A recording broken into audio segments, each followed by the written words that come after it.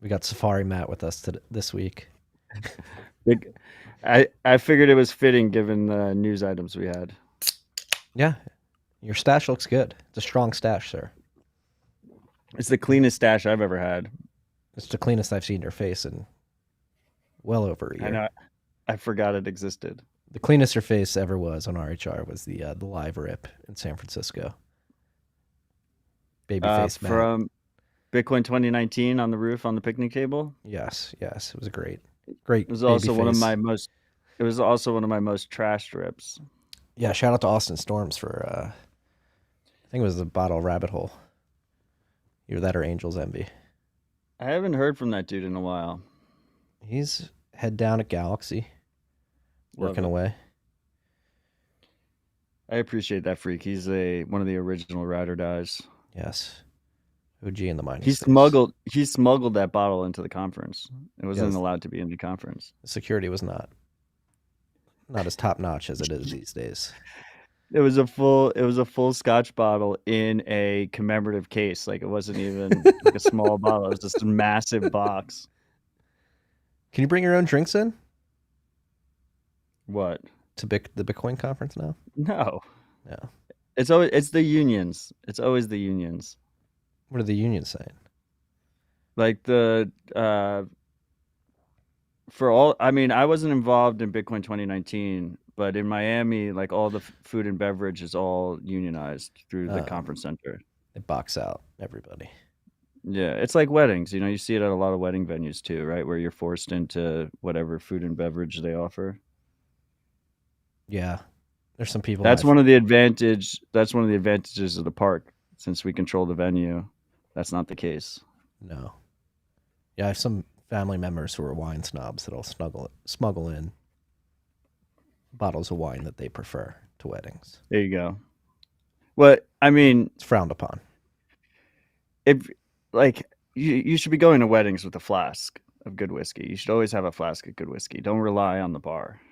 You want to be the guy with a flask of good whiskey with you. I've done the flask at a wedding once. It was a good move. I went to a Scottish wedding, and me and my lady were one of the few non-Scots there, and all the Scottish men would wear their kilts, and then they have, I forget what it's called, and I'm sure the Scottish freaks will get mad at me, but they have like this really cool fanny pack that's made of a dead animal, and they keep a flask of like their favorite scotch in there. And because I was like the only non-Scot, I like just every single guy who walked up to me just gave me a swig of his favorite scotch. And then from that point on, I was like, I need to make sure I do them proud and have a flask of scotch at every wedding. It's called a sporran. Thank you. They're pretty awesome, actually, because they pick different dead animals. Everyone has a different dead animal that they're wearing. There's many different types of sporrans. I'm on the Wikipedia now. You have day sporrans. It's a rabbit hole, right? Full dress sporrans, semi-dress sporrans, full mask sporrans, horsehair sporrans. Massive rabbit hole. I might have to get myself a sporran. I'm telling you. I have a feeling it's a Gaelic word, so I have a feeling I'm pronouncing it terribly wrong. So, like John Delaney in the comments, Matt drank from every man's hairy pouch. To be clear, they pulled the flask out of the pouch and then handed me the flask.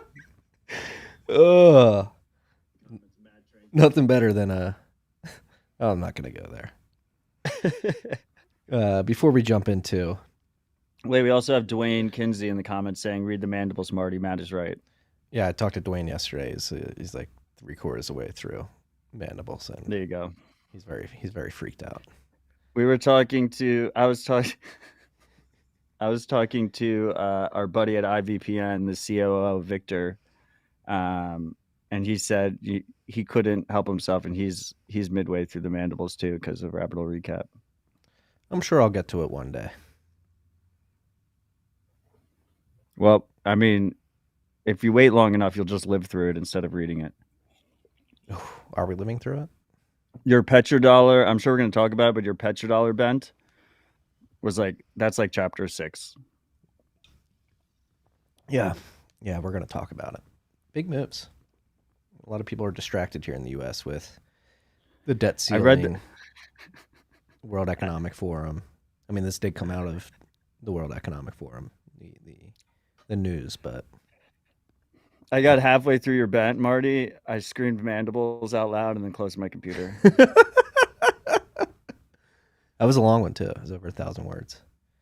Oh wait, no, that was the other one I wrote the day before on the economy. But before we jump into things here, I just want to give a round of applause to you and Rod at Bitcoin Park. The Mining and Energy Summit last week at the Bitcoin Park in Nashville was incredibly high signal, incredibly well organized, and incredibly good time. So shout out to you guys. Well, thank you for coming and participating. And thank you for supporting us through Standard Bitcoin as well, which was one of our 10 company supporters that made the event possible. Yeah, it was great biz dev for us, so it was well worth the money spent to support the event. A lot going on. Well, thank you. What did you think? Did you learn anything? Dude, first of all, the Mining Summit was fucking fire. We had such a great group of people, right? It always comes down to the people. And I think bear markets are nice because it automatically cuts out the fair weather friends. It's only high signal ride or die people. The challenge and the goal of our summits at Bitcoin Park is because it's a small group and invite only, we hope to maintain that signal through the bull market, but I'm not going to give us entire credit for it because bear markets do help kind of just naturally self-select. But the group of people was amazing. Just talking to everyone off the record, having conversations. There's miners from so many different walks of life and different perspectives that is just crazy. To those who couldn't make it, I'm rolling out most of the panels. We give our panelists at the park two times where they can choose that their content doesn't get published: before the panel starts and after it's done. So a few panels will not be published, but the majority of panels without Q&A, all the panels have Q&A if you're in person. The Q&A is stripped and the panel is posted audio only to our podcast feed. So if you search Bitcoin Park in your favorite podcast app, you will start to see more and more panels get posted there. We have one panel up so far, plus the introduction. So go check that out if you're interested. We also just recently announced the Lightning Summit that we're going to be hosting July 13th and 14th, and that's the same idea. It's going to be a full week of events. We're going to do Bit Devs, which is open to the public and free, then Open House, which is open to the public and free, and then the Lightning Summit, which is invite only, and a paid ticket that includes 2 breakfasts, 2 lunch, and dinner, and our Pelican Case swag bag that Marty got as well. Pelican Case is strong swag. It's nice, right? Yeah. So you can go to bitcoinpark.co to see all the links for that. Okay, so that's all the shills. The number one thing that I took away from the Mining Summit, and I've been racking my head about it, and I'll probably release a blog post about it because I want to kind of like flesh it out in my head, was the financialization of hash panel. Which I led. Which you led, Marty, and I sat in the front row and asked a question that I got laughed at for. But I've been wrestling with that question and that perspective. So when I think of Bitcoin mining, I've historically always thought that Bitcoin miners were naturally insanely long Bitcoin by design and short power cost because they want the most efficient power cost. And they're massively long Bitcoin because they're buying this purpose-built machine that literally can only do SHA-256 hashes, can only be used for Bitcoin mining. The thing's a brick if Bitcoin doesn't exist. And I thought that was a key aspect of the security model of Bitcoin, was that they were inherently massively long and as a result had a lot of skin in the game. Now that started to change a little bit with these regulated derivatives markets like the CME, the Chicago Mercantile Exchange, where they could go short spot Bitcoin, right? So they could go short on the price of Bitcoin, but they still couldn't go short. And they're inherently short hash rate, right? Because they don't want the adjustment to go up, but they couldn't go long difficulty adjustment. So they were still inherently, they had that skin in the game aspect there. And I wonder, and I will preface this by saying it cannot be avoided. There's going to be derivatives products on all this shit. Like someone's going to build them. And we had a lot of people at the summit that are planning on building them and are rolling them out and whatnot. But as these derivative products start to get released and become available, and miners are able to basically pull levers up and down on what exposure they want to have and how exposed they are to both Bitcoin long, like the Bitcoin long thesis, but also like there's already existing derivative contracts and stuff for power and energy costs. And we're starting to see like these large miners where like power goes up, like the power cost goes up during the Arctic blast in Texas. They actually get paid more than if the power cost stayed down and they were hashing. I don't pretend to be smart enough to understand the implications, but it changes that perspective that miners are inherently massively long Bitcoin, right? Yeah. And I think what we really have to dive into is like the exposure that any individual miner would take, would get with these, or would want to take with these derivative contracts, right? Like, because going back to the main point that they are massively long Bitcoin, but obviously they're running businesses with high execution risk, and they want to stay hashing so they can accumulate Bitcoin and take advantage of the price appreciation that they expect. And so these derivatives can be looked at as a hedge to lock in some revenues, but I don't think you would ever see a miner try to lock in like 100% of their revenues via a derivative market, because they potentially could miss out on the appreciation of Bitcoin if they sell it at a steep discount. So my that's favorite one part of aspect. Bitcoin, yeah, I mean, that makes sense to me. Like the value for individual miners makes a ton of sense, right? Like, of course, miners want to have more control over their business and be able to, do proper risk management, right? Like the value for the individual miners makes sense. But my most favorite part about Bitcoin is like the adversarial thinking, right? Like the game theoretical modeling that you start to like think about theoretical attacks, right? Mm-hmm. And I hit two things here. First of all, which freaks will probably be very used to me talking about, is there's a disadvantage here because most of these products will be KYC and regulated. Like our favorite chicken shack miners and like our home miners and like off-grid miners that are doing small operations, they're mostly cut out of the equation. So they're probably not going to have, they're definitely not going to have as easy and convenient and liquid access to these derivative products as the large firms, right? So there's an incentive there that benefits the larger warehouse miners. I don't know how strong that incentive is, but there is an incentive there regardless. And those are the kind of incentives that we try and avoid when possible, because you end up in centralized mining situations, right? Where these large warehouse miners, publicly traded, they get bigger and bigger and bigger and have more control of the hash. So you have that one incentive. And then the second thing that I've been thinking about is like, okay, yeah, like if you're actually a profit-seeking ideological Bitcoiner that believes in the thesis of long-term Bitcoin adoption, like of course you still want to have upside exposure if you're a miner. But what if you're a malicious miner that wants to attack Bitcoin, maybe funded by the US government directly or indirectly? In that situation, you could actually imagine, I think in my head, it makes sense that you could have a large mining operation that is 40% of the hash rate, 60% of the hash rate, that is actually net short Bitcoin. And that is net short Bitcoin that can attack Bitcoin and actually make a profit from it if Bitcoin fails, because they're on something like the CME where it's paper Bitcoin anyway. So Bitcoin fails, they still get settled out on their short. It's not like BitMEX where everything's backed by Bitcoin, and if it goes to zero, that's an extreme case, right? It goes to zero.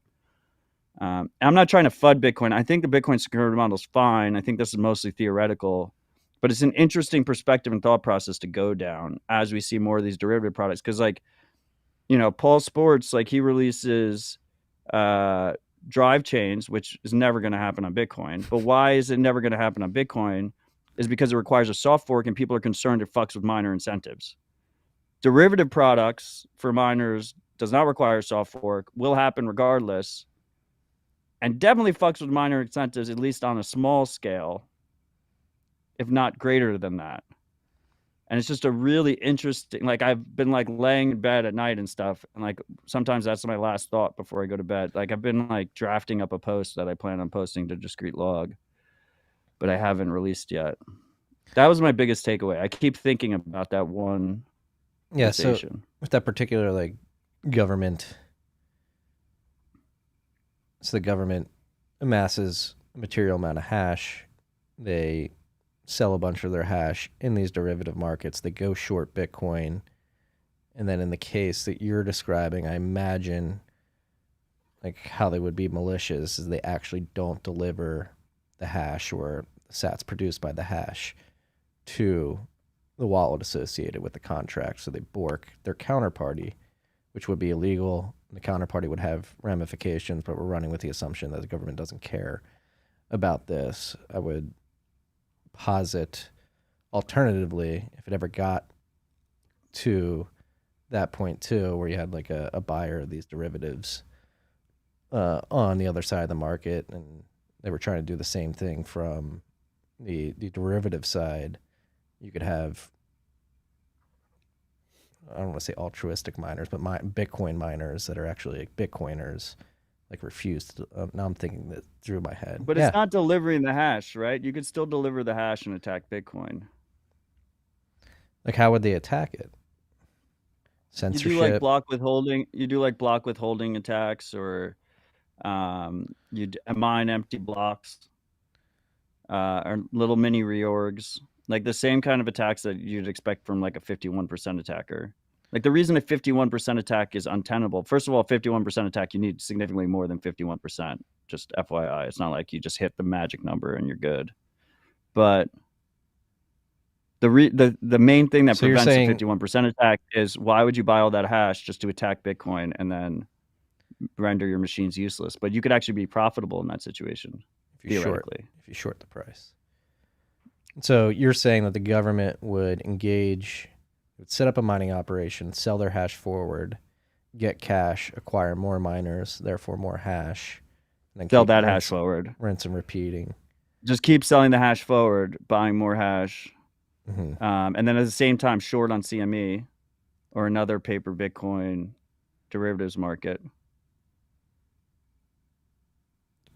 Possible. How probable it is another question.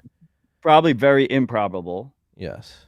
Especially as the mining ecosystem grows and distributes around the world. Yeah. But just, it's an interesting thought process. Yeah, because with mining execution risk is extremely high. So yeah, the back end, like the time dilation between the time they sell that hash forward, get the cash, acquire the miners, acquire the infrastructure, plug it all in. There's a lot of capital risk involved in that time dilation. And then on top of that, I think it's important to mention, like, do miners actually provide the security, or is it the full nodes? What do miners do? They facilitate the production of blocks and give you a bit of peace of mind, like when your transaction is actually embedded in the blockchain, you can be comfortable that it's not going to be double spent. Like, if it ever got to that point where the government was selling all this hash forward, trying to do this play, would the full node step in and actually provide security to Bitcoiners by trying to figure something out? Yeah, I mean, it's really, it goes back to 2017, and it was interesting because NVK was in town, right? And we were talking about, he was actually like, Bitcoin needs kind of an attack on the network every 6 years or so to remind people like what the actual consensus model is and like how things work, and keep people vigilant and aware and active. Because in 2017, that was a key thing, right? The power of nodes, right? Of being able to run your own node and verify the rules yourself. The way I look at it, and this is always a controversial topic in general because there's a little bit of nuance and people like arguing.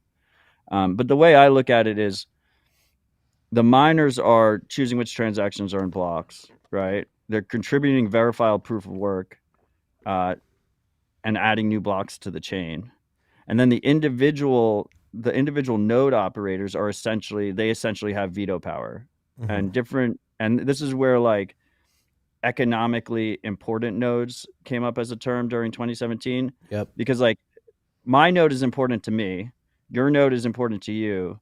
But then you also have nodes like Coinbase's nodes, right? Or Kraken's nodes, and like these large institutions nodes that might have more economic weight behind them. All of those nodes have individual veto power that the rules are maintaining this, that the rules that they agreed to are still being approved on the network. Regardless, if we had an active mining attack scenario, and I guess it's kind of helpful to go back to 2017 where Bitmain indirectly controlled and directly controlled a large majority of the hash, and then also was the main manufacturer of ASICs at the time. And they had a backdoor on the ASICs. They had a backdoor. It was like worst case scenario, and we got through it mostly because Jihan didn't have the balls to actually attack and flip all his hash to Bcash. But in that situation, if you have a overwhelming majority of hash that's attacking Bitcoin, it's not enough. Like the fact that you're using your own node and running your own node and verifying your own transactions is supremely important in that situation, and all the time. But that's not enough. You also have to then change the hash going forward. Yes. And then the question is, what algorithm do we switch to? That's always been described as the nuclear option. Yeah, you got to bootstrap it again. And the reason that option is beautiful is because usually just the threat of that option means we never have to use it. It's like it's like nukes in general, right? It's like the idea is that Russia won't launch because America will launch back, and then everyone's fucked. The idea isn't that we're both launching nukes back and forth at each other and whoever wins wins. But if that large miner has other incentives that doesn't really care if that hash algo gets changed, then all of a sudden that part is completely irrelevant in the game theory situation, right? They don't care if the miners get bricked, no, because they're net short. Yes. Yeah, and like you run the game theory scenario with this too. Again, to wage this attack, it's extremely capital intensive. So the government can print money. So like the idea, like they could print money, buy ASICs, and try to wage this attack. Then you have the question, like, obviously printing money for the sake of buying ASICs isn't going to cause crazy inflation, but the governments are printing money more broadly, which is causing inflation. You have like the purchasing, it's like a race between the debasing purchasing power of the fiat currency that they're using to attack the network, and Bitcoin's increasing purchasing power at some point that they sort of pass each other, and it becomes much harder. And then on top of that, you have like the social layer, which would include the ASIC manufacturers and power providers. Like, are they able to sniff out what's going on? And if so, do they ring alarm bells or say, hey, no, I don't want to sell you any more ASICs or any more power? And that comes into play as well, the sort of social aspect of individual companies being like, hey, you're buying way too many ASICs. This isn't good. Like, I want to diversify my client portfolio. But then the government can spit on shell companies and hire agents to do their bidding. So yeah, there's a lot of aspects. Yeah, I mean, you don't even need shell companies if we have large regulated mining firms in America already. Yes, they could act as shell companies for the government. Yeah, you like take one of the large ones and you build from there, right? Rather than like buying all the hash fresh and setting up a new operation. Yes. And then going back to like the social aspect, like, are there hardcore Bitcoiners at this company that would go and EMP attack their operations to? I will say, we have always been very critical of Foundry on the show. And I'm not going to say who from Foundry was there, but he is definitely one of the more he's a hardcore Bitcoiners that I've ever met, and definitely makes me feel a little better that he is over there working at Foundry. You got to imagine there's at least dozens of individuals like that are working at these different mining pools and mining operations, that would hopefully sound the alarm or pull the plug or something. Yeah, we need as many fifth column Bitcoiners in these companies as possible who will pull the chute and bork the operations if it ever came. And I want to be absolutely clear. Like, I'm not trying to FUD Bitcoin. I think it's important that Bitcoiners are our best critics, because no coiners are definitely not sending their best. So like it's important for us to be critical and think through adversarial scenarios. And I want to be absolutely clear that basically the scenario we just walked through, I would attach like less than 1% probability of that ever happening. It was very, very tiny kind of theoretical thought process. Yeah, and over time, as hash rate becomes more distributed, as you see things like gridless over in Kenya. I mean, we're going to talk about Virunga National Park in Congo. The operations being spun up in Paraguay and Argentina right now becomes much, much harder. I do think volcano mines in El Salvador. Volcano mines in El Salvador. Obviously, there's a lot of hash rate that is concentrating here in Texas, but if hash rate is going to concentrate anywhere in the U.S., I'd rather it be Texas than somewhere like New York, where Texans seem to have more of a liberty-minded perspective on the world. You're in luck because New York is not allowing new Bitcoin miners. So no, they just sued the choice isn't even available. We don't even have that on the list, but some mining operation got sued in New York, some nat gas mining operation. I forget. I did not see that. Yeah, no, these are. I agree.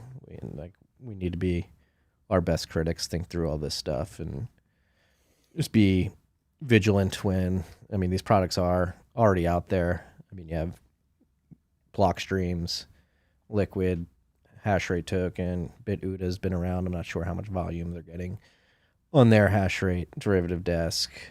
Block Green's another company. Thomas from Hash Function was speaking at. He was on that panel. He was on that panel with me. He's and they were also a supporter of the summit. Yeah, and so these things are coming to market. Luxor, they have their non-deliverable cash settled forward already out there on the market. And yeah, I mean, like that is the con perspective. And then going back to the pro, why do these products come to market? Because individual miners are looking to hedge out risk so that they can stay alive in the long term and participate in Bitcoin's upward price appreciation. And then on top of that, like if you talk to Thomas about it, he seems to think that these products actually help hash rate distribution over time because it gives smaller miners, not the Riots and the Marathons, core size of the world, but like the Cathedras, the grids, the ability to take advantage of these types of contracts and stay afloat, which is like the medium-sized miners. Yeah. They don't, because I would just go back to like the smaller miners, like the Chicken Shack miners and the home miners. They're not going to KYC and play with derivative products. No, but it's also important to talk about that archetype of that particular miner. They're sort of balls to the wall. I'll go down with the ship. They will mine at a loss just to keep the network alive as well. And get KYC free stats. Marty, what was your biggest takeaway from the summit? Are we allowed to mention Intel stuff?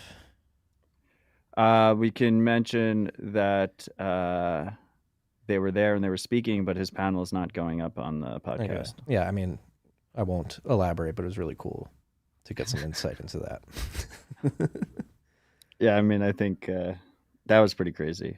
Yeah, I was really I was really happy to speak with the Intel representative about what they're working on, and it's cool. That's bullish, I think. Am I getting you in trouble right now? No, we have Chatham House rules, which is similar to BitDevs. If you've ever been to BitDevs, which is basically the idea that you can talk about what happened at the event, but if it wasn't on a panel that's published, you're not supposed to like attribute it to an individual. Mm-hmm. That's kind of the policy we've been running at the park, so people just feel comfortable having the conversations that they won't have online, which is pretty fucking awesome. But I would agree, just straight up, everything we heard from Intel was extremely bullish. Yeah.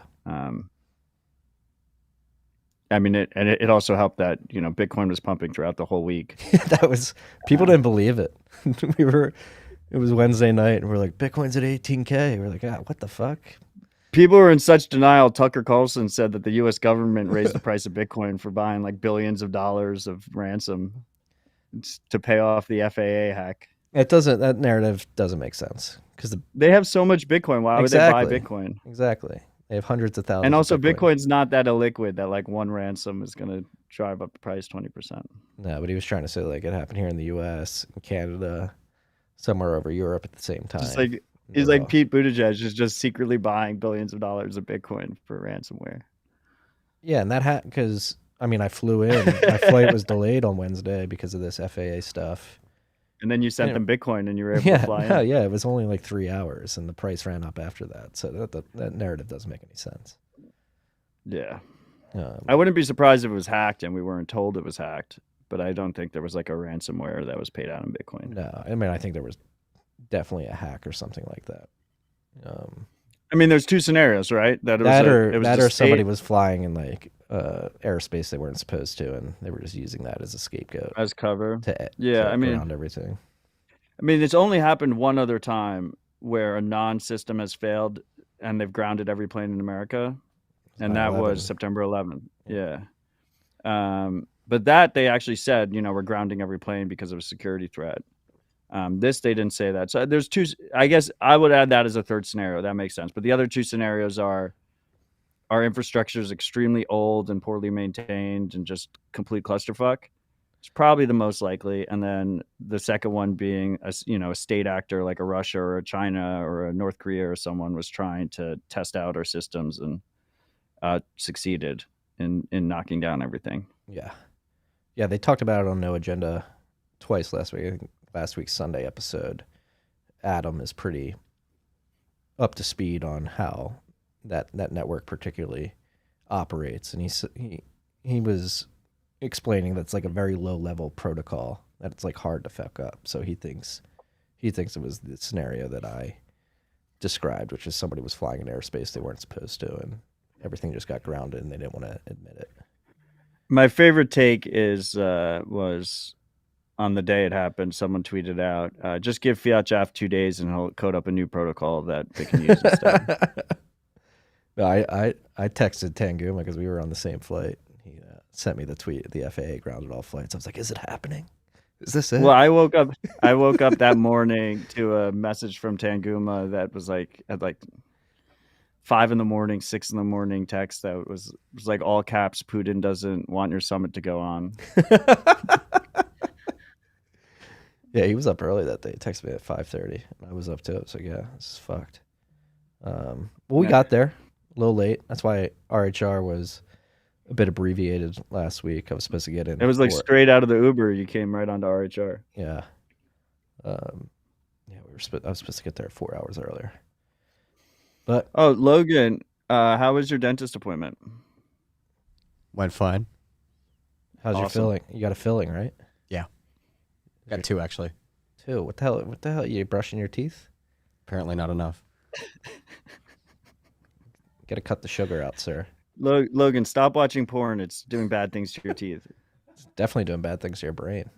I don't think Logan doesn't seem like a coomer to me. He's shaking his head no. I told Logan he needs to be more participatory in his God voice. I like when it's a good God voice. It's a very good God voice. Yeah. All right, let's get to the dashboard. We'll jump into the list. It was a good 30-minute ad lib to start the episode. The price of Bitcoin is 21,085 cuck-bucks according to Clark's dashboard. We're currently sitting at 4,743 sats per cuck-buck. We're above a $400 billion market cap, currently sitting at 406.2 billion cuck-bucks. If you like market cap, I know Grubels doesn't. Block height currently sitting at block 772,705. What's next? We had a difficulty adjustment since the last time we mentioned difficulty adjustment, because we definitely didn't mention it last week, and that was an upwards adjustment of 10.3%. Yeah, this is between the summit and now. Difficulty is currently sitting at an all-time high of 37.6 trillion and some change. We are 1,438 blocks away from the next adjustment, which is estimated to be on January 28th, which is 9 days from today. And that's looking like a 1.9% upward adjustment. Blocks have been coming in at 9 minutes and 49 seconds on average. There are currently 22,336 transactions in Clark's mempool. If you're looking to get a transaction in the next block, you might want to set your fees to 18 sats per byte. According to the dashboard, Samurai unspent capacity, think this is a new all-time high on RHR, 6,728.52 Bitcoin. Unspent value is 142 million cockbucks on the dot. That's a dashboard. That's the state of the network. Getting closer to block height 777,777. I think that's Palindrome gang. Towards the end of next month. Palindrome gang strong. We had one this week. I caught it. It's beautiful. I caught one on my block clock a couple weeks ago too. That felt good. Do you get like a million texts whenever we hit a palindrome? A lot of DMs. Now. Jevy's always there to remind me, hey, palindrome block coming up in the next few hours. You need to get like one of those Cold War red phones that we have between Russia and the White House, just between you and Jevy, and Jevy just calls you every time there's a palindrome block. Just like rings in the office, and I think we can pick it up. We should be able to make that happen here at the Commons. Speaking of the Commons, you called me out earlier. We can finally get a BTC Pay server without having my VPN on. We're stepping up our game here. And while you gave a park shill for an event, Lightning Network Summit, July 13th to 17th? Yeah, 11th. That's the week of the July 11th. So the actual summit's 13th and 14th. Okay. Here at the Bitcoin Commons, we have the South by Southwest Bitcoin Takeover event, one-day event, March 17th. BitDevs will be the night before, March 16th. So we will be selling tickets for that event. Parker, Will Cole, Kaylee, and I are doing the planning for that now. So that was straight fire last year. Yes. Are you making it That's on this where year? You're tied up this year, right? I'm playing by ear. I can't commit yet. Okay. That was when I did my best interview ever with Andrew Polstra, where I just asked him why is open source important, and then he went on an amazing 30-minute story. It was a story, really. It's a good storyteller. It was just a fantastic story. And then I just ended it with "Thank you for your time." I said like 6 words. I just sat there and just listened to the fantastic story. No, I remember I was watching it in a chair, like right here outside the studio, and you were just looking at me like, "Don't have to do anything." I just kept checking my watch. I was like, "Okay, we got 15 minutes left. Okay, we got 7 minutes left. Okay, we got 2 minutes left." And then he wrapped up himself perfectly at time, and then turned to me for the next question. I was just like, "Thank you for your time. That was fantastic." We're gonna get more of that content this year. So March 17th, Parker should be sending out a link if anybody wants to buy tickets. We will have early bird tickets and full price late bird tickets. I don't know what the and that will sell out very quickly, freaks. Both that and the summit. So very get on top of it. High signal. So are we watching Parker's Twitter account? Probably in the Bitcoin Commons Twitter account. No, yeah. Me and Marty will retweet it, and Rabbit Hole Recap account will retweet it too. Yes. All right, on to the list. Is this surprising? 2/3 of the members of Congress, or 1/3, excuse me, took money from FTX. I mean, I think it's important to realize that they're all bought and paid for, and that our system legalizes bribes essentially. People that are politically affiliated with, red or blue will say that the other side took more money. I don't think it really matters. They were all like neck deep in all this garbage Ponzi money, including the current Speaker of the House, Kevin McCarthy, and the current majority leader of the Senate, Chuck Schumer. One's a Republican, one's a Democrat. So yeah, they were all on the take and helped facilitate this Ponzi. And then we'll tell you that what we need is more regulation on self-sovereign Bitcoin usage, which had absolutely nothing to do with FTX. Yeah. The regulation was there. There's plenty of KYC, AML, wire fraud, illegal security offering regulation in place. And it did nothing to stop FTX from squandering billions of dollars from their consumers. Yeah, it's already illegal to run a Ponzi scheme in America. Yeah. I'm tired of the FTX shit. I hope I can't wait till FTX is like Cripsy. Like years from now, we're like, remember FTX and SBF is on the same level as Big Burn. We just mentioned them like that. Did you see they came out today right before we went on air that they might relaunch FTX US? Oh yeah, the new John Riley or whatever his name is. The guy's taking John over. Ray 3. John Ray the III. bankruptcy trustee. Yeah. And then separately, I mean, we don't have this on the list, but the 3 Arrows Capital guys This is hilarious. announced GTX because G comes after F, which is supposed to be a new exchange where you can trade all of this bad debt that is still out there, including their own bad debt. Yes. And including Alameda, FTX's bad debt, and Barry's bad debt. So wait, I gotta find the one pager because there is it is hilarious. I guess my point is, you said like you're done with FTX, like. Yeah, I mean, Thomas just sent us that tweet. Yeah, we're gonna be talking about it. Yeah, I did the Game of Thrones response. What is dead may never die. Yeah. Right. We're going to be talking about this shit for a while. Maybe Genesis now. Looks like Genesis might be declaring bankruptcy sooner than I had expected, even though Barry keeps extending it longer. We also saw Gemini and Genesis also get hit with SEC violations for unregistered securities in their lending rehypothecated product. So expect that shit to drag on and more bullshit to come out of that as well. Yeah, I think Barry Silbert still owes billions of dollars to users. I think DCG is screwed. You see, CoinDesk is also looking for an acquirer. Yeah, I mean, if you're thinking about buying CoinDesk, don't. I just thought this was funny going back to like the GTX, the 3AC, teaming up with CoinFlex. CoinFlex had a bit of a shady background too, didn't they? Or am I misrepresenting that? Someone said that Mark Lamb was like, he's CoinFlex, right? Yeah. Yeah, they're the ones that had a really horrible bad loan that they ran up with Roger Ver because they thought Bcash was legit. That's what I'm thinking of, yes. So yeah, that really all-star team they've compiled over there. Yeah. Well, I brought up this one pager because I think it's hilarious on the 3AC side of things.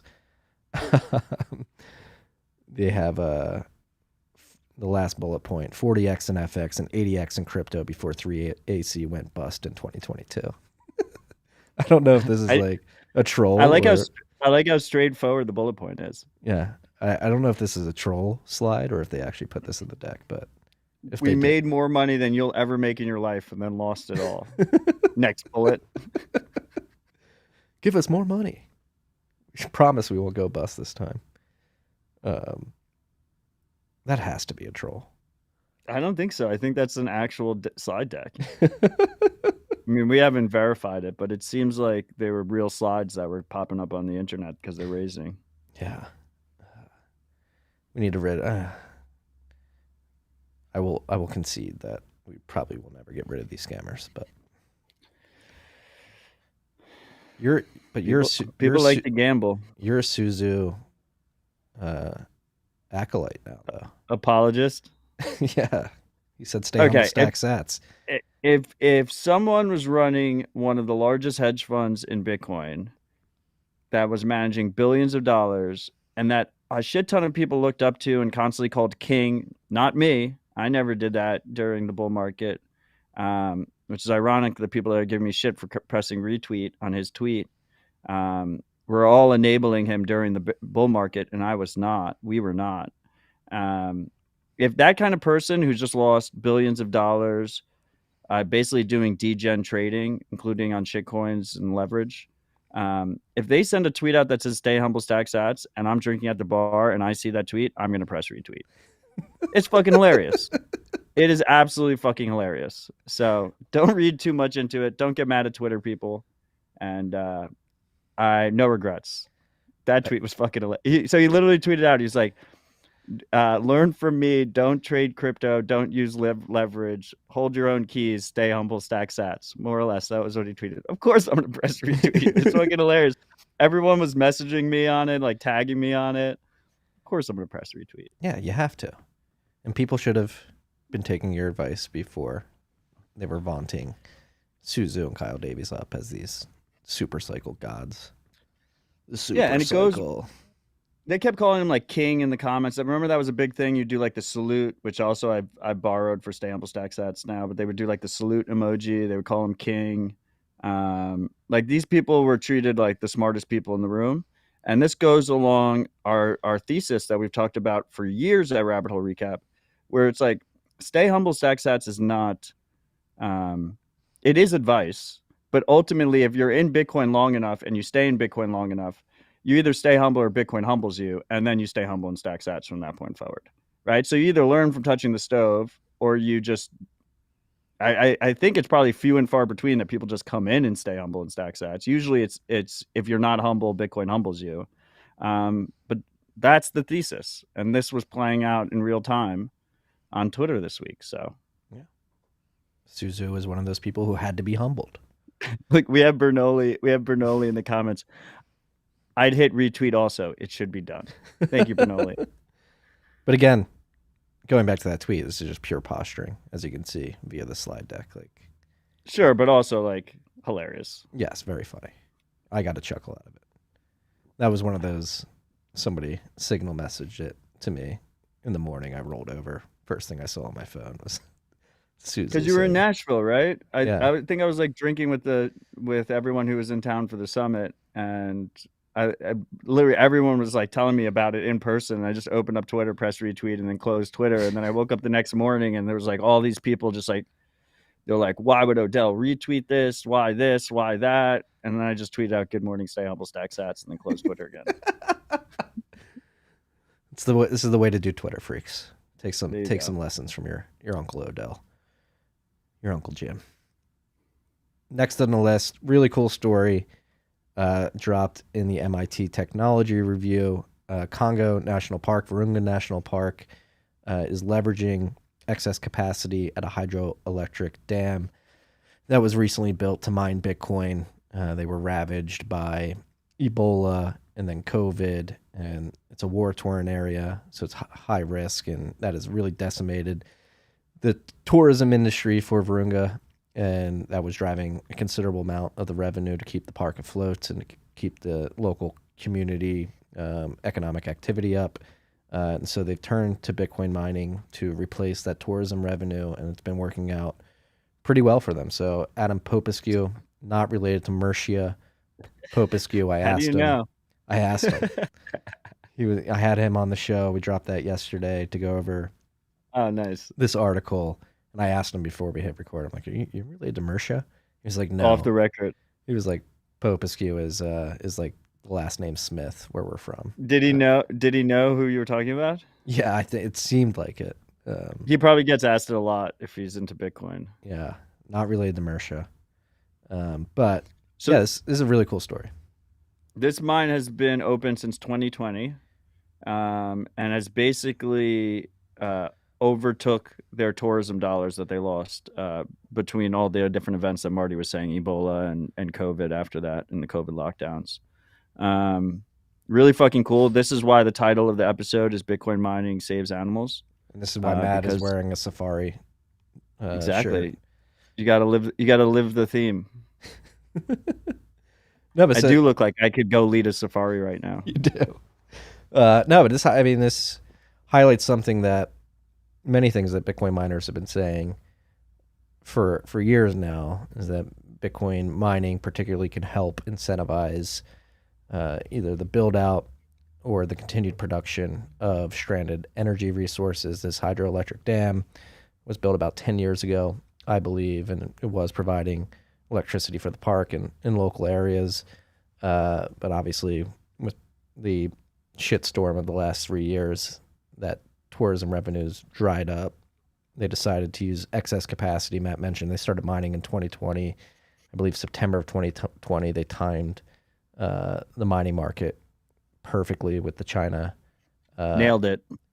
with the China exodus and the fall in the price of Bitcoin. China exodus was 2021, but he got relatively cheap ASICs and started plugging them in when Bitcoin was. It was still a good price in 2020. Yeah, in Bitcoin because Bitcoin price fell. Yes. But yeah, the hash rate exodus was 2021. Yes, but no, it's really cool. And speaking with Adam, he did mention one thing. I don't know. I'm going to call him like a direct skeptic, but I think he was questioning the narrative about Bitcoin mining. He admitted that Virunga particularly was having a problem with Virunga is a national park, but there's locals that live within the park, and they were chopping down trees, and there was a lot of conflict because they didn't have like base layer electricity power. Yeah. And this dam being there and providing power has led to less deforestation, less conflict, because people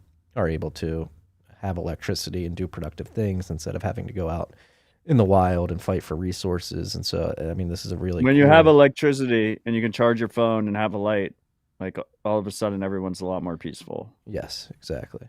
So this is a great story for Bitcoin mining. It's one of many examples. We mentioned Gridless earlier. They're doing something similar on a smaller scale in Kenya. But I mean, this is a validation of the thesis that Bitcoin mining incentivizes energy production, reliable energy production in more rural areas. And highly efficient energy production without any centralized control that dictates where that goes. I mean, Virunga is, I believe, the largest protected park in Africa. It is a Congo national park, but the Congolese government only gives them 1% of their operating budget every year. So they have to figure out things on their own.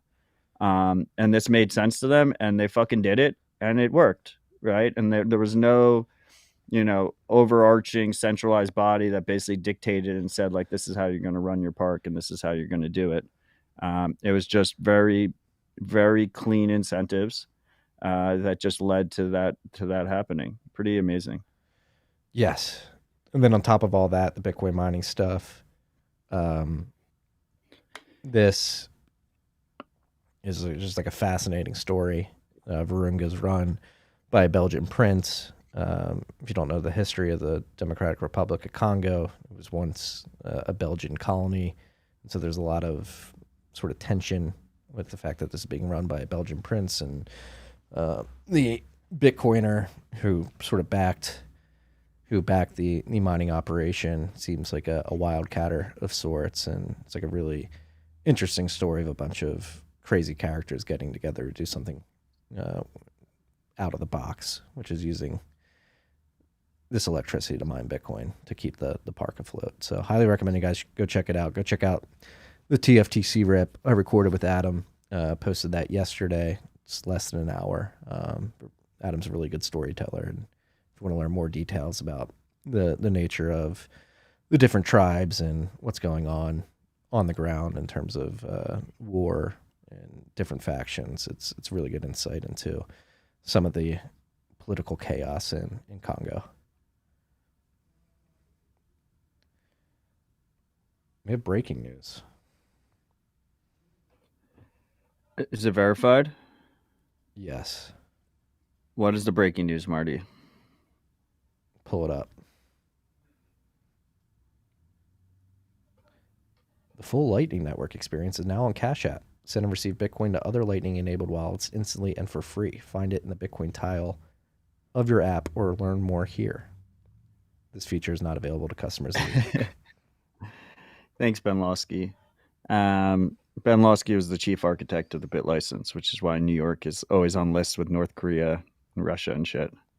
It wasn't this feature already available, Marty? I'm not sure. Could you receive overlighting? Yeah, that was my understanding. Yeah, you could with the... Maybe they were like stage rolling it out and now it's available to absolutely everybody. Yeah. They usually roll out features in stages. Well, anyway, it's good to see. Obviously, the freaks know the trade-offs with KYC services. I will say one interesting aspect of the fact that Cash App supports Lightning, just that they support Bitcoin deposits and withdrawals in general. Venmo does as well. So does Robinhood, and so does Strike. and it's the first time none of these like payment apps that we use were ever able to pay in between different user bases. It was like if someone had Venmo, you needed to install Venmo, KYC with them, link it to your bank account to pay them through Venmo. Because of Bitcoin and because of the raw incentives of Bitcoin integration, that it's better for all these companies to integrate Bitcoin, they're all now part of this interoperable network. Obviously requires permission when you use these custodial regulated services. But the fact of the matter is, for the first time in Cash App's and Venmo's history, you can easily transfer between those accounts without withdrawing to a bank, then reloading it onto the respective app, and then sending it within the app, which is pretty amazing how just, once again, just a clean incentive, right?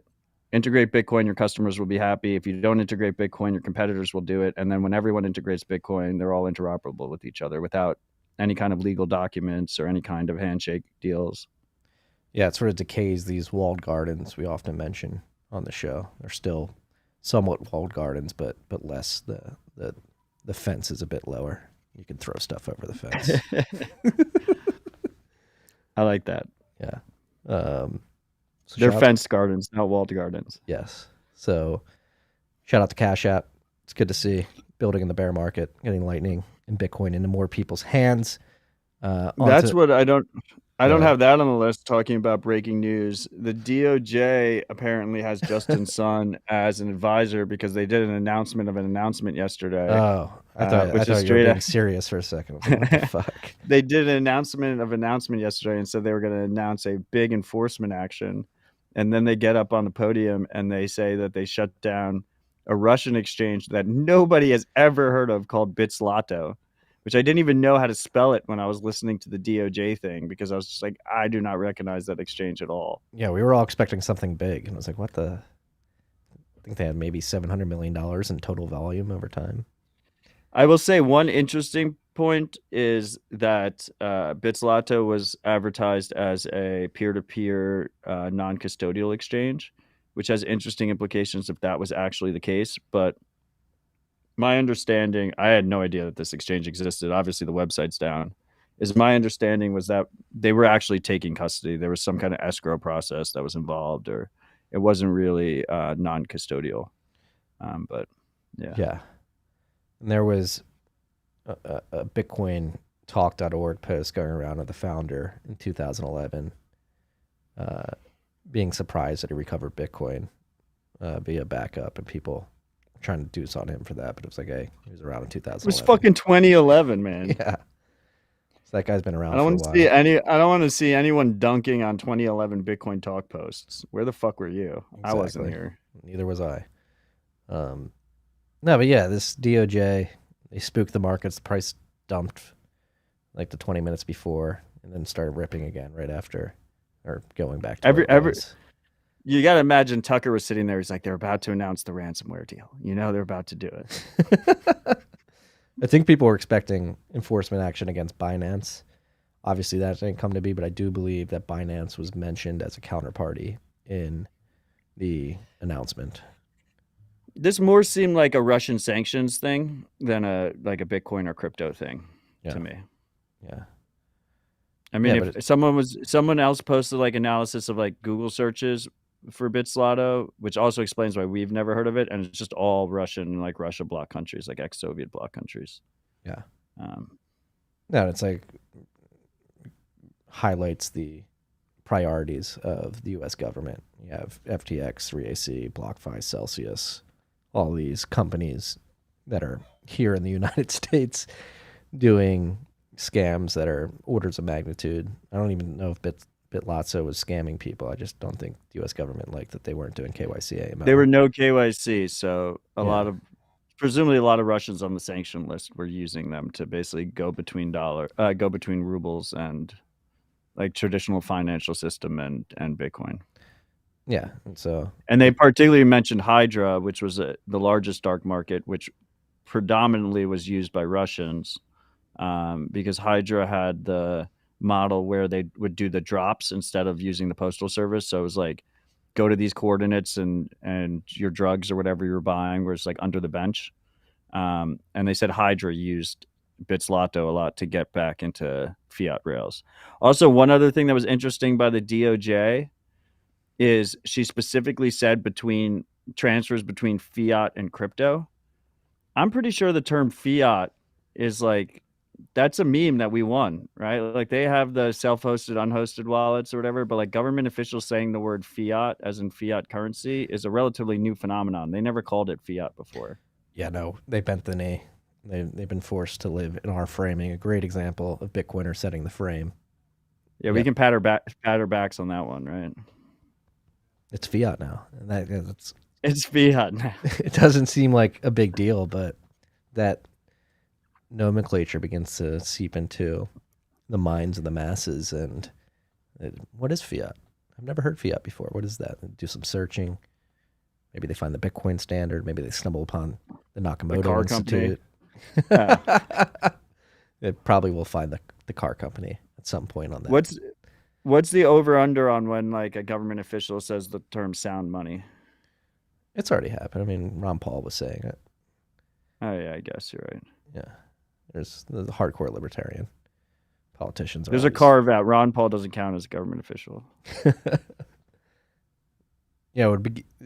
I guess a better sort of bet would be when is a Fed official forced to justify their monetary policy against the sound monetary policy. Like Uncle thinks in the comments, my girlfriend definitely thought I was talking about cars for a long time. LOL. I'm not a big fan of fiat. Those cars are too small. Very fiat. But ching. Yeah. These people are putting in a new security system here at the Commons, and I think these guys want to get in here, but no. Is it cloud-based? I don't think so. It's hardwired. When you could be hardwired in cloud-based. Am I giving up security details to the Commons here now? When does the security tapes leak of the Commons because it's on cloud? It's not video stuff. It's just access stuff. Fair enough. Yeah. Sorry, Unchained Commons freaks, if I'm leaking security details right now. They're like Marty leaked our previous security situation, so we had to replace it. But while they were installing it, Marty then leaked it again. Back to the list. This was cool to see. I know you're hyped about this. BIP 329 has been merged, and Sparrow's already leveraging its standard for wallet label exports and imports. Yeah, so I mean, Craig Raw, who's an absolute legend and pretty much the only developer, and he's the lead maintainer of Sparrow Wallet, which is our favorite desktop wallet, completely open source, has championed this BIP. And a BIP stands for Bitcoin Improvement Proposal. And basically the idea is, so we've talked about this a lot on the show. We've talked about it for years. This idea that when you're using Bitcoin, you should label everything. And why do you want to label things? So if I receive a transaction from Marty, I want to label that Marty, or Marty pays for beer or something. And that means that when you're sending a Bitcoin transaction, it's really not. A lot of Bitcoin wallets will show you one pool of funds. Like, oh, I have 50 million sats in this wallet, but really it's a bunch of different transaction outputs, unspent transaction outputs that make up that total. So you really have and you can think of it like bills in your wallet. You really have a collection of bills in your wallet. And then every time you send a transaction, it takes some of those UTXOs and it combines them together to meet the amount that you need to send. So you want labeling so that you know which Bitcoin you're spending when you're spending it for privacy best practices. It also can obviously help for accounting and all these other things. And it's important to keep in mind, people go, why would I label things if it's for privacy? All these labels are local and they're held on your local offline device. So they're not, by adding a label, I've received this by Marty, it's not like telling the whole network that transaction was Marty sending me money for beer. It's just telling myself for my own accounting. Now, the issue there is, and also for multi-sig, labels becomes really important because I want to label my different keys, right? This is the treasure I keep at the office, or this is, don't use safe deposit boxes, but this is like the Coldcard in a safe deposit box, right? So you want to label your keys, you want to label all these different things in your wallet, but up until now, there has never been a standard for you to then back those up and import them into another wallet. And a lot of freaks, including myself, saw this pain point because we were using Spectre desktop, and then Sparrow got created and started shipping, and then we wanted to switch to Sparrow, and you couldn't move your labels from Spectre to Sparrow. So now we have a standard for backing those up and importing them. Hopefully we see, and it's up to individual wallets to support this standard, but Craig has obviously been championing it. So Sparrow will support it, and hopefully we see more wallets support it. So then you'll be able to just back up your seed, back up all the different information you need for your wallets, but then also back up your labels, and then you can import them to either the same wallet in the future if you need to restore, or to a different wallet altogether if you want to switch which software you're using. So this is absolutely massive. And Craig has basically single-handedly pushed this into existence. So huge shout out to Craig. We appreciate you. Love you, Craig. No, this is massive. And start labeling earlier rather than later. It does get confusing, especially if you have multiple wallets. Yeah, in 4 years, you're going to go back and send a transaction and have no idea what those Bitcoin history is. It's not hard to do. Trezor makes it easy. Sparrow makes it easy. Just work it into your workflow. Begin doing it. It's not even that tedious. It's just like another step. You're like, why the hell do I need to do this? But it's worthwhile. I have a lot of issues with Wasabi, which we don't have to go into, but I will say that I did always appreciate that they basically force you to create a label when you generate a new receive address. So they just build it into the flow. That's a good practice. I think I'm for that. I think there should be probably an advanced setting that disables that if a power user doesn't want to go through that trouble. But I like it as a default. Yes, I do as well. All right, we've got... And just to keep this in mind, freaks, because it can be a little bit confusing, if you're receiving a Lightning payment, there's a memo field before you create an invoice. That memo field is not the same as labeling an on-chain transaction. Whoever pays you, and if they pay you from Strike or something, or Cash App, can see that label, right? So this was a problem with the Chivo wallet rollout. Yeah, well, that was even worse because they put the full name in the label. Yeah. Your full KYC name was in the label. But so if you create a Lightning invoice and you're like Marty's payment for drugs, and then you post that on Twitter, anyone who sees that invoice, or if Marty pays it from Strike, will see that the memo is Marty pays for drugs. So just keep in mind that memo is completely public. Should be treated as completely public on Lightning, but it's really between you and the sender. But yeah, keep if the sender's using a KYC service, or if it gets posted on an unencrypted channel like Twitter or something like that, it's public. Yes, and I should make you all aware I don't do drugs, so I will not. Correct. It was just an theoretical example. I've got children now. It was supposed to be a theoretical example that also closes Marty's KYC account if he pays from it, right? I think there was some freaks who and we've seen this with Venmo memos, people joking around. They're like payment for Iranian something or whatever, and then sanctions closes their account. Yeah, just put an Iranian flag as the memo. Yeah, Venmo done. Beware, freaks. Beware. Marty's payment for hugs would be more secure. I don't have to pay people for hugs. People like to give me That'd hugs. Be a sad existence. Yeah, that would happen. If you're ever at the point where you need to pay people for hugs, you either need to take a shower or change the way you speak to people. Okay. Moving on. I mean, that was a software update, technically. But we usually do the shout-outs before software updates. So we'll get to shout-outs. Just kidding. This is the third week in a row with no shout-outs. That was actually a shout-out that we were supposed to read last week. But we didn't get the shout-outs last week. Appreciate you, freak. Thanks for the support. Love the support. Only have two shout-outs this week. Second shout-out of the week is... Wait. The actual shout-out said in the text, just kidding. Third week in a row, no shout-outs. It was a joke. Very funny, freak. Very funny. I appreciate it. We only have two shout-outs this week. Very short ones. Second and last shout-out. Happy birthday into another great year. So cheers to whoever that's to. If you're listening and it's your birthday, here's to another great year. This is to everybody whose birthday is today, January 19th, 2023. I love the idea that freaks do they know a friend listens to the show and they just do a secret shout out for them. Yes. We like the shout outs. If you want to purchase a shout out, you can do so at tftc.io/contribute. You can also support the show through Podcasting 2.0 apps, including Yes. Boostagrams, and we read those on air. Maybe we'll do that. We read the top 4 of those on air. Let's and do also that. anyone can read those Boostagrams by using a Podcasting 2.0 supporting app.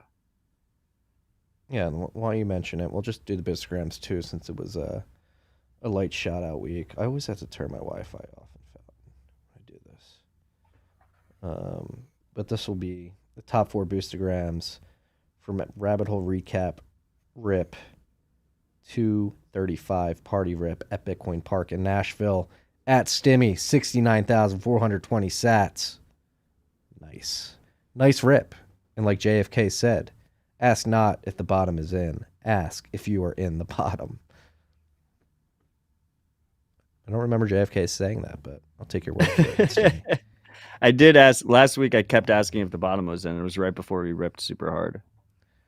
Maybe it was. Was the bottom in? Is the bottom in? Is the top in? Don't put me in this position. Anything I say, it's going to go the opposite direction. I don't know. Could go either way. At Eric99, 50,000 sats. Much love. Thank you, Eric. At Cryosats. Appreciate you. 25,000 sats. Stack sats, stay humble. Stream sats, stay supporting. Thank you, Cryosats. It's a message to I you just want to folks. say, Eric99 like 2 weeks ago said like it was his last support because he's working on stacking more sats until he supports us again, and he keeps showing up. So I just want to say I appreciate you. I saw that too. Shout out to you, Eric. Your ride or die ness has not gone unnoticed. It has not. I mean, these are public, so I feel comfortable saying this. Hope you get those overtime hours back. Yeah, I think we read that shout out. So yeah. Fourth and final Boostagram from last week's rip from @Bon, 10,101 sats, a palindrome boost. Bonjour Arbido with a baguette emoji. Arbido. I love it. Our favorite Frenchman. Thank you, Freak. Appreciate the support. Thank all you freaks for supporting, whether it be via shoutouts or Boostagrams, via Podcasting 2.0 compatible apps. You want to support the show if you're getting value and you want to send it back our way. Those are the 2 ways to do it. I'll admit Podcasting 2.0 is probably a bit easier since there's these apps that you can listen and support as you listen. And it's super cool because, so like if you do a shout out, like it goes to our centralized BTC Pay server, and then Marty has to go and then manually distribute those sats. But with Podcasting 2.0, it's just like it auto splits between me, Marty, Logan, and OpenSats. Yes. Just at the time of send. Oh, which is fucking magical. Yes, this is. It is very magical, and this is a good time to bring the voice of God, Logan, back in. Logan, pick up the mic. You do receive sats for this show, but you've yet to set up your Lightning Network. I went and put my Raspberry Pi on my desk today before I came here, so I would remember to set it up. Yes, as a node. So for we will bless you with liquidity when it's ready. So just let us know. Yes, Rabbit Hole Recap. We run. That's what everyone does, right? Like when they open a new channel, they go, "I bless you with liquidity." Yes, and then they press send transaction. Yes, enjoy it. But yeah, we run Rabbit Hole Recap through Fountain. It does that splits. Logan has a Fountain account that we send to, but then for TFTC that runs through our own node.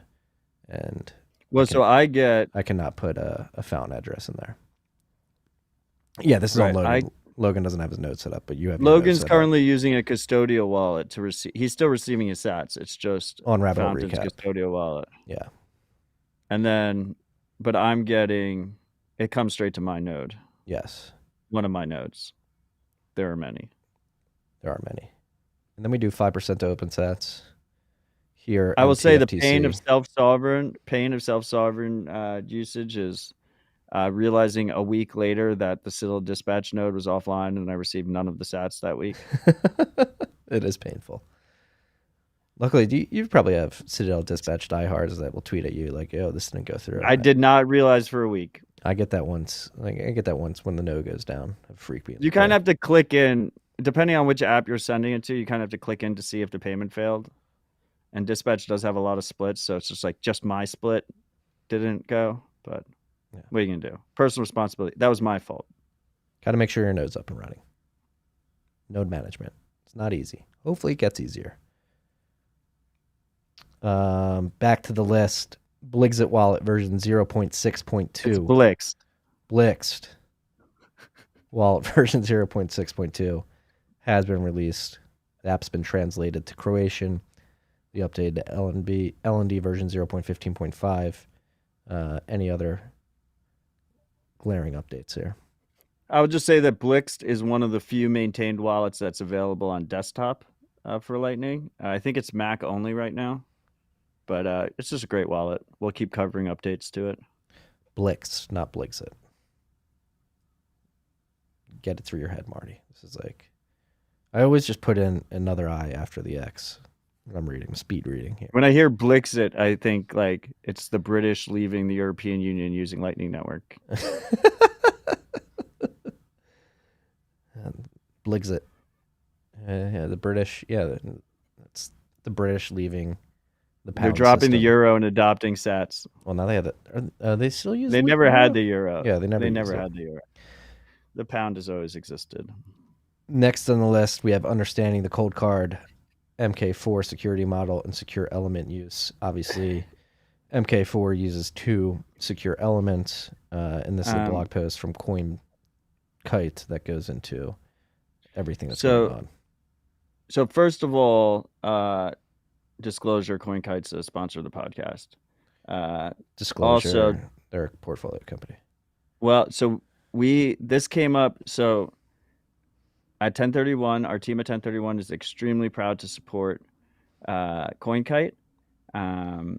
We are the only external investors that him and Peter have taken on. They bootstrapped this company all by their own, consistently making the best Bitcoin hardware in the space.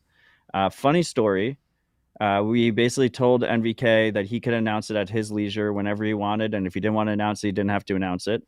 He comes to Nashville. We have him on Rabbit Hole Recap. We ask him if he wants to announce it on Rabbit Hole Recap. He's like, no, not ready yet. Next day, the summit starts. I'm in the front on a panel with Harry Suddock, and he's in the back, and he just sends out a ninja tweet from Coinkite just saying Coinkite handshake 1031. And that's how that announcement happened. So first of all, I think it's important that we just take a moment here because I'm extremely proud to support them. One of the best Bitcoin companies in the space, and the single best hardware manufacturer in the space. So huge shout to them and what they're building. And we're just going to stay out of their way and let them do what they do best. Yes. Nothing changes in that respect. No, extremely proud to have them on the roster at 1031. And I've been using the Sats cards and the Tap Signer pretty religiously for the last 4 months. I think what they're doing there with that card form factor that's NFC enabled is going to be massive for usability and adoption, particularly in areas that are mobile first around the world. So I'm very excited. And lower income too. Yes, because the cost is so cheap. Yeah. And then the second reason I put this article in here is because there's a lot of secure element FUD going around the internet. And the reason Coinkite is amazing is because they've thought through the majority of this FUD and designed their product intentionally because they understand that there should be fear, uncertainty, and doubt when you're talking about securing generational wealth and securing Bitcoin long term. And there should be products that try and address all those different adversarial scenarios. So this great post by Tristan Borges, sorry if I butchered your name, basically goes through the setup of Coldcard as if you were setting up a new wallet from start to finish and all the different security situations that they've basically built the device to handle. And part of that is what Marty was saying, is that you actually have 3 chips in a Coldcard. In something like a Trezor that doesn't have a secure element, you only have the MCU, which is this open microcontroller, this chip. The Coldcard has one of those. The Coldcard then has a secure element, which you see a secure element in like ledger devices. You see a secure element in Foundation. You see a secure element in a lot of cell phones. Now, the Coldcard goes a step further and has a second secure element from a different vendor. And the way Coldcard is designed, the TLDR here, too long didn't read is what that stands for. Someone asked me the other day what that stands for. The quick summary is all 3 chips essentially need to be compromised for you to be compromised. And then on top of that, the Coldcard gives you the ability to add dice rolls for additional entropy, additional randomness. So they take all 3 chips for randomness, and then you could add your own dice for additional randomness on top of that. So they've taken a lot of precautions here when building this device. Obviously, nothing is absolutely perfect. Everything has trade-offs, but they were very calculated and considerate when building this product. And I suggest that anyone who's considering buying a hardware wallet, or someone who has a Coldcard and is maybe concerned about what they're reading on the internet, to just go through this entire post and just read it through and truly try to understand all the different thought processes that went through into building this device. Yes, very thorough blog post. Long read. And Saturday morning coffee read. And the reason the secure element is necessary in the first place, I mean, there's multiple reasons, but the main reason is if someone gets your hardware in their hand. So if, let's say you have single sig, let's throw multi-sig out of the equation for now, because that adds a bunch of other nuances. You have a single sig wallet, you have a regular wallet, like most people use a hardware wallet. Someone gets access to your hardware wallet. The main protection there is the PIN code, right? Now the secure element makes it so that PIN code can only be entered a certain number of times. I believe it's 13 times on the Coldcard before it wipes the device. The secure elements enforce that. The second thing the secure element does for a physical attack scenario is it protects that encrypted private key, which, by the way, is encrypted by the MCU and a secret from the second secure element. So all 3 need to be compromised to get that encryption, is stored on the secure element, so that if someone gets physical access, they can't easily just pull your private key off. If you have hardware wallets that don't have a secure element, you can easily pull those off. You can easily pull the private keys off. We've seen attacks in the past where a Trezor is basically plugged in via USB and someone pulls the private key off of it. Now, to protect against that, if you don't have a secure element, there's basically 2 scenarios that people do. You either add a very long passphrase, which is essentially a 13th or 25th word that the user adds to their generated seed, that is not stored on the device. So like your Trezor is storing those 12 words, but it doesn't know the 13th word. And then you're in a situation essentially where that passphrase needs to be brute forced, and needs to be guessed by the attacker to get access to the wallet. Or you do something like the seed signer model and the Spectre DIY model, where the actual private key is not supposed to be stored on the device. And every time the device powers off, it completely wipes itself. And then you have to re-enter the private key. So that is why the secure element exists in the first place. Is one of the main reasons is to give you that physical hardware protection if someone gets a hold of that device. And as we said on Rabbit Hole Recap in the past, you should still protect your device and try and make it so that an attacker doesn't get physical access. But that's where the secure element really comes into play. Yes. I have nothing to add. That was a perfect explanation. Protect your devices. Always think, obviously, put in all these safeguards, but first priority should be protecting your device. Put it in a place where nobody else is going to get access to it, and you don't have to really think about all this stuff. But accidents happen, stuff happens, and you want these safeguards in place, which Coinkite provides. And you can read this blog post to walk through all the process that goes into building their hardware. Yeah, read this post, freaks. It's a good one. Yes. Next up, this is pretty, I would say shocking, but it should be expected. U.S. law enforcement agency. It's sad that it's not shocking. Yes. U.S. law enforcement agencies surveil over 150 million financial transactions of Americans without a warrant. And so this is a policy, I guess, that was instituted via the Arizona State Attorney General's office in 2014. It's leveraging a little-known nonprofit called Transaction Record Analysis Center, or a TRAC, to surveil without a warrant people's financial transactions in America. Again, 150 million people, a little less than half of American citizens. The intent of the program. Well, it's 150 million transactions. Not transactions, people. excuse me, transactions. The intent of the program was originally to combat cross-border trafficking of drugs and people from Mexico. This was part of a deal that the Arizona State Attorney General's office made with Western Union, again in 2014. But it seems like the narrow focus of the original mandate has spread beyond this one particular surveillance use case with the border. Yeah, so basically like Western Union and all these other payment companies, quote unquote, voluntarily send their transaction detail information to this Arizona nonprofit that then passes it through to law enforcement agencies around the country without a warrant. And that's like the carve out they've done. And I just wanted to say this disclosure is part of Senator Wyden's investigation. And so he's always been, obviously I'm inherently skeptical of politicians, but he's always been, recently he's been really fighting for American privacy rights and freedom.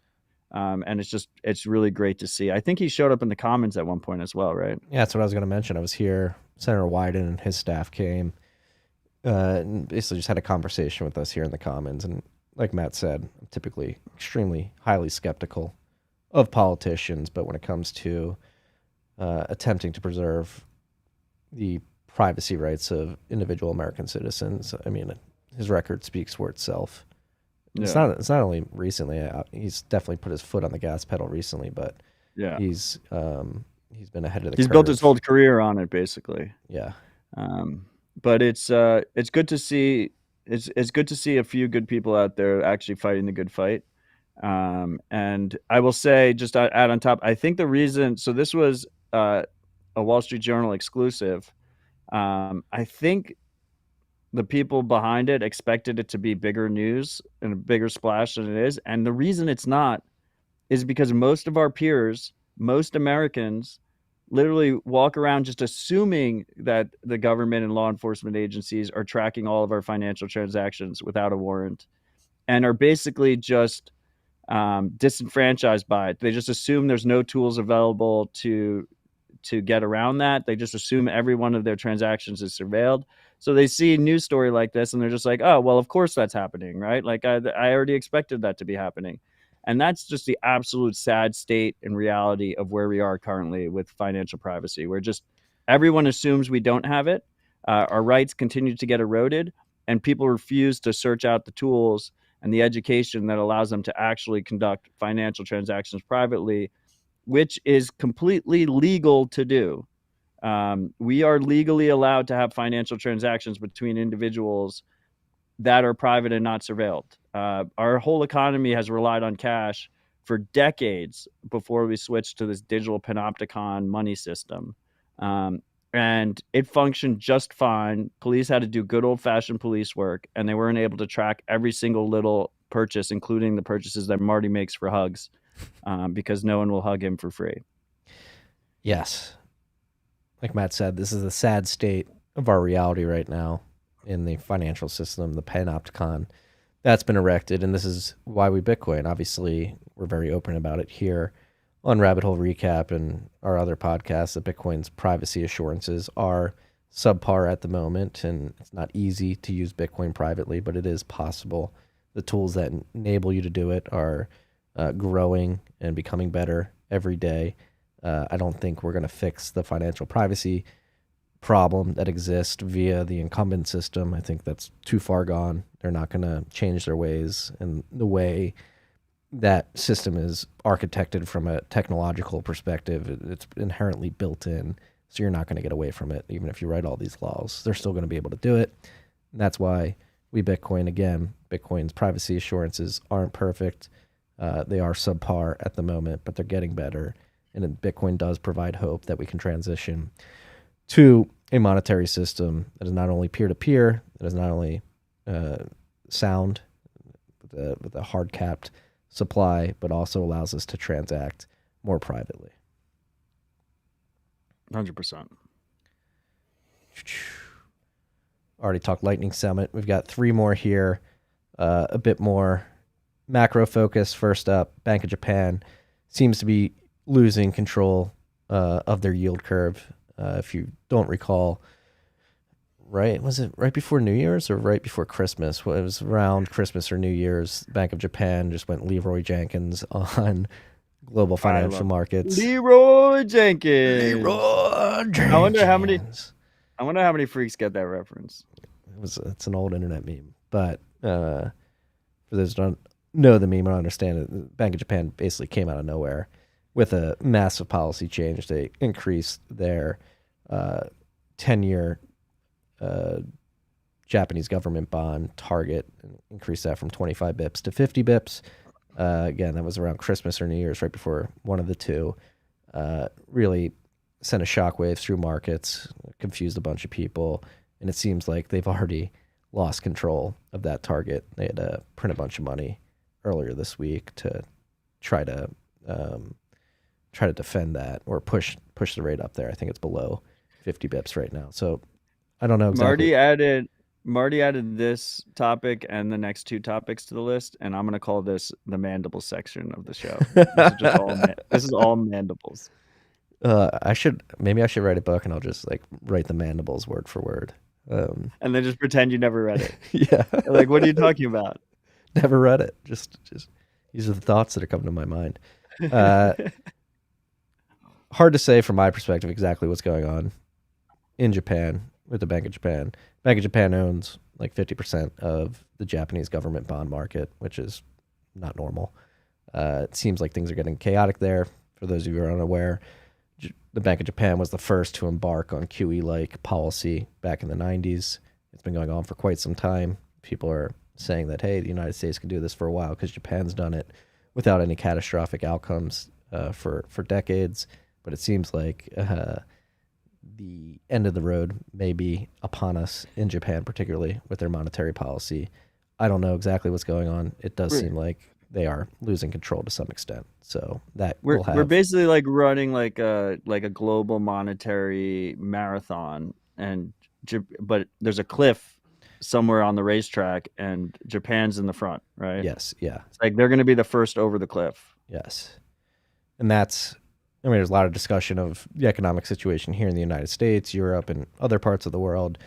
We'll get to some U.S. specific topics and more worldly topics as well to end the show. But I think there is a bit of a blind spot out there with people thinking myopically about policy and the economic situation here in the United States. I think something like the Bank of Japan losing control of its yield curve can be a black swan event that, no matter what we're doing here in the United States to get our house in order, that could have an adverse effect. And it really wouldn't matter. It would send a shockwave across global financial markets that nobody can really control. So that's something to pay attention to. It's all interconnected. Yeah. Yes. Which gets us to the U.S. This is just a trend. I read a bent earlier this week about 3 alarm bells that are going off here in the United States that lead me to believe that we're probably in a recession already. The Fed and the government and the BLS just don't want to admit it. They're manipulating stats, whether it be the CPI or unemployment numbers, to make it look like we're not in a recession. But if you look out there, it seems that the American consumer is extremely stressed right now. One of the charts you should be looking at is the amount of consumer credit, how it's growing, how fast it's growing. So in 2020, when we locked down the economy, everybody went home, had a bunch more disposable income because they weren't able to go spend it at restaurants and movie theaters and whatnot. And so they paid down a lot of their debt. So consumer credit cratered in 2020. It started going back up in mid 2021. And I'll pull the chart up here, Logan. I'll pull it up for you. But if you look at the pace, curse chart, if you look at the pace of the increase in consumer credit, the slope of the increase seems to be much steeper than the last run up between 2016 and it's just straight up 2020. Yeah. Right? Yeah. So I'm thinking of the same chart. Yeah, the one on the left.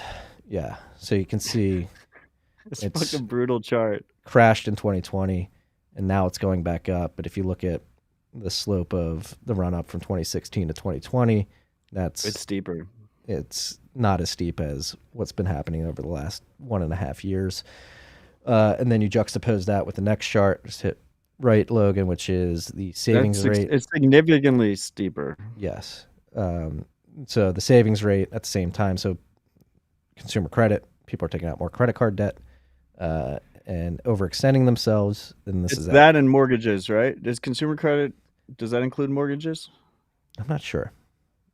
I don't know for sure. Freaks in the comments. It's just if you credit know. cards? I think it might just be credit cards, but Because you have to imagine the majority of debt is mortgages, right? Because that's substantial. And like, does it include student loans? Does it include? it's at 1.2 trillion. I mean, if you think about all our in. peers, right? Like, what's the majority of their debt? The majority of their debt's student loans, and then they have credit card debt sprinkled on top. And then if you think about like our parents' generation, the majority of their debt is mortgages, and then they have and like vehicle loans, and then they have credit card debt sprinkled on top. If any of the freaks know, let us know if consumer credit includes student debt and or mortgages. Trying to see how the Fed defines this on St. Louis Fed page. They don't really have a good definition. Revolving consumer credit owned and securitized. Yeah, who knows? It's just a lot more debt. And then you juxtaposed it with this chart, which is the percentage of savings compared to overall disposable income.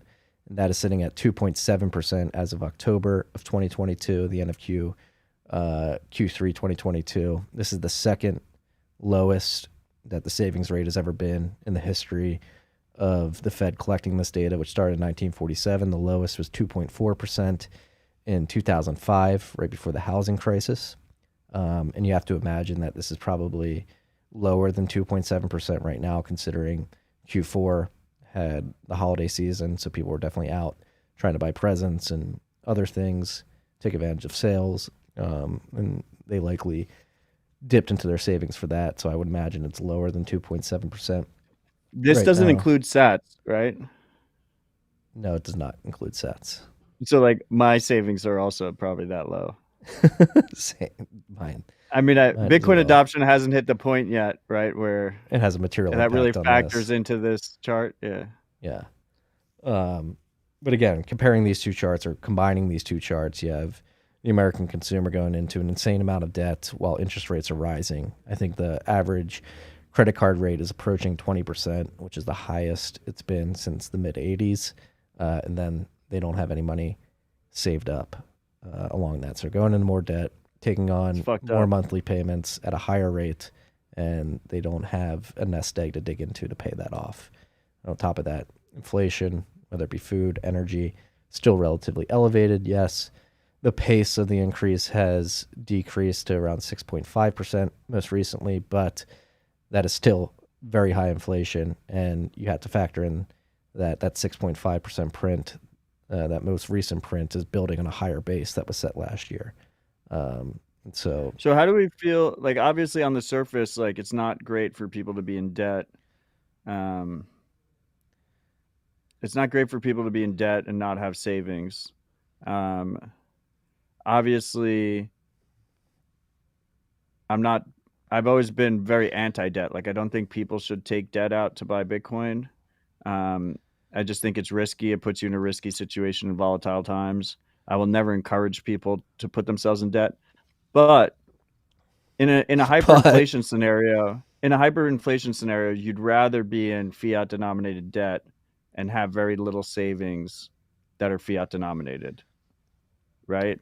yeah, I mean, that's not what these people are doing, no. right? This is pointing to people in very bad situation, right? That are struggling to get by, is really the real takeaway here. But if you were in a hyperinflation scenario, you'd want to have low fiat denominated savings, and you want to take advantage of the debt that is getting hyperinflated away, right? Yes, and if you're doing that, again, we don't recommend it. But the strategy would be to make sure that you have enough income, enough revenues coming in. Cash flow, stats flow. Yeah, you want to make sure cash flow's up. If you have one cash flow stream, probably not a wise decision. If you have 2, 3, 4, 5, it's probably de-risked a bit. It's definitely a risky situation, though. Yeah, because regardless, if you pull up, I mean, especially like with Bitcoin, if you pull up like the gold price during Weimar Republic and how volatile that was, like you could. that's where we're at right now. Yeah, you could find yourself in a scenario where, copy the image into Slack right now. Where, By the way, freaks, over the I welcome all of your facial hair recommendations, and fortunately, facial hair grows very quickly, so maybe I will try some of them out. Yes. And so, like, if you do this credit strategy where you go into debt to buy Bitcoin, and you're thinking, oh, Bitcoin's only going to go up if I ever get in trouble with the debt, I'll just pay it off, sell some Bitcoin.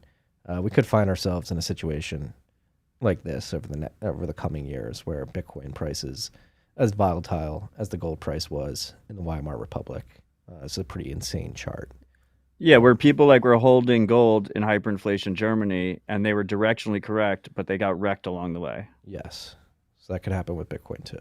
Probably likely. And they sold the bottom for fucking garbage fiat because they needed to pay their bills. Yeah. So increase your cash flows, the number of Sats flow, revenue, and Sats flow, obviously. Number of revenue producing endeavors that you have. Marty, if your unit account's Bitcoin, everything's Sats flow. It doesn't matter what shitcoin they pay you in. This is true. Hey, we have a Sats flow in the chart. A Sats flow LOL in the chat. I thought that was KV's name for a second. So be aware. American consumer extremely stretched thin right now. High amount of credit, low amount of savings. So that's one indicator I'm looking at that points that we may be in a recession. The Mandibles. Consumers extremely stretched thin. The other, which I have on the list, is tech layoffs. They've been increasing at a rapid pace. I put the tweet in Slack. If you pull up the chart, no, I did not put it. That's on me, Logan. But there's a really cool website, layoffs.fyi. If you want to check that out, and just to great domain. Keep track of this. It's got some tech entrepreneur who's keeping track of the tech layoffs in real time. He got fired and launched a new product. Yeah, and this is the product, the layoffs. So if you don't want to wait for the BLS official unemployment numbers, I mean, this is only the tech sector. It doesn't include the broader economy, but I thought this was a pretty telling chart. As you can see, in 2022, tech layoffs started to increase with a crescendo in Q4. And I just wanted to highlight that we're only 18 days into Q1, or we were yesterday, and the tech sector has seen 37,019 layoffs, which is already around 50% of the total layoffs that happened in Q4. So in 18 days, we're already almost 50% of the way to what took 3 months to happen in Q4 2022. So this is another trend to keep track of. I would see the tech layoffs this quarter far surpassing Q4. Holy shit, this website is amazing. It's incredible, yeah. So they have a list of layoffs by date. So just go to the website over layoffs.fyi. I'm gonna do the last 3 days. The last 3 days of layoffs. WeWork laid off 300 people. Microsoft laid off 10,000 people. Sophos laid off 450. Teladoc laid off 300. 8x8 laid off 155. Benevity laid off 137. JumpCloud 100. Encino 100. Starry 100. Hootsuite 70. Adapar 20. Lightspeed 300. Unity 284. British Volt 206. Clutch 150. Exotel 142. Unico 110. I'm only 2 days in. Yeah. So actually go up to the top. Go up to the top here, Logan, and toggle. So like right now, there's been more than 1,000, like almost 2,000 more layoffs since yesterday. Toggle up to 2022. So we're at 38,815. All of 22, there was 154,843 layoffs in the tech sector. So we're already 20% of the way toward the total tech layoffs that happened in 2022. And we're only 19 days into the year, which is Mandibles, I guess. I'll just say I haven't read the book, but I'll just say it. Damn it, Mandibles. You can't rug me like that, Marty. I just rugged you. Yeah, I would. This is literally the Mandibles section of the show. I love it, and they're all Marty stories. Yeah, and this may be the biggest. You were telling me before we hit record, or no? You said it. No, you didn't. You said before we hit record. I said on RHR a couple episodes ago. Yeah, but the last thing I have on the list is comments from a representative from Saudi Arabia yesterday. Before we get to that, what I said a couple weeks ago in RHR is that what scares me about the recession is that most of my peers that are not Bitcoiners from like college and high school, when I was home for Christmas, were like, oh, like there's been no layoffs at my company. Like, I don't know what you're talking about. Yeah. Send them to layoffs.fyi. Gradually, then suddenly. Yeah. Yeah, the suddenly part seems to be upon us. Last topic of the rip, coming up on 2 hours here. Mohammed Al-Jadaan from Saudi Arabia. I'm not sure what his official title is, but he's a representative of Saudi Arabia, and he made some comments at the World Economic Forum to Bloomberg a couple of days ago that highlight that the world seems to be moving away from the petrodollar reserve system. We talked about it about a month ago. President Xi from China went to Saudi Arabia to meet with the GCC and the Saudi oil tycoons and basically negotiated a deal verbally. Hey, we're going to begin buying more oil from you guys, but when we do that, we want to settle these trades in yuan. We've set up this forex exchange in China that will allow us to facilitate and pay you guys out in yuan. Saudi Arabia seemed to give them a nod, like, yes, we're willing to do that. And it seems like the floodgates are open now. Al-Jadaan said on Tuesday that they're not only willing to make this type of deal for China, but if other countries want to settle in euro, real, or other types of currencies, they're open to do that as well. So this is something I've been covering at the Bent since September of 2017, early days of the Bent. China came out then and basically just expressed that they would like to one day settle oil contracts in yuan. People sort of poo-pooed that for many years, say, it will never happen, and it seems like things are accelerating there. It's going to happen, and this is probably being forced. The issue is probably being forced by the sanctions that were levied on Russia earlier this year, which really highlighted that the U.S. is weaponizing the dollar and the petrodollar system particularly. And if you're an outsider looking at that like China, you're going to say, hey, I don't want to depend on having to access oil via the U.S. dollar system. And so the infrastructure to acquire oil via other currencies is currently being set up. And I think it's safe to say that maybe the coffin isn't nailed shut yet, but the nails are being aligned, the hammer's being cocked back, and the petrodollar may be dead by the end of the year. When we look back in the history books, when our kids look back in the history books of the petrodollar dying, like that chapter has already started. Yeah.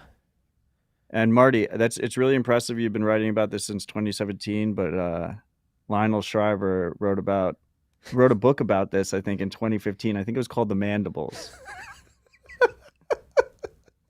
I've never heard of that one. Do they have audiobooks? They do have an audiobook. I actually showed the audiobook to Adam back. She was only a year ahead of me, 2016. Okay. Oh, 2016, sorry. I had to like Kanye West you. Chaotic out there. We have Bitcoin. You can decide to sit there and think that the Mandibles is going to play out, and there's nothing you can do about it. Maybe true, but there is something you can do about it, which is Bitcoin failed in the Mandibles, so she got that part wrong. Yes, Bitcoin's not going to fail. We're not going to let it fail. It's individuals like Matt, myself, any of you freaks listening to this. It is an open system. You can build tools. You can build your digital citadel with Bitcoin. You can support the network by running a node, plugging in some miners, teaching people how to use Bitcoin. There's many ways to participate to make sure that the Bitcoin network succeeds. Moving forward, yes, things seem pretty hairy out there, but Bitcoin gives me an extreme amount of hope, and that's why, I feel like I'm beating a dead horse now, but this is why we dedicate our lives to it. Yep. That poor horse. Education and tools, freaks. That's how we win. Yes. Should we end it there? Works for me. Stay humble, stack sats. Peace and love, freaks.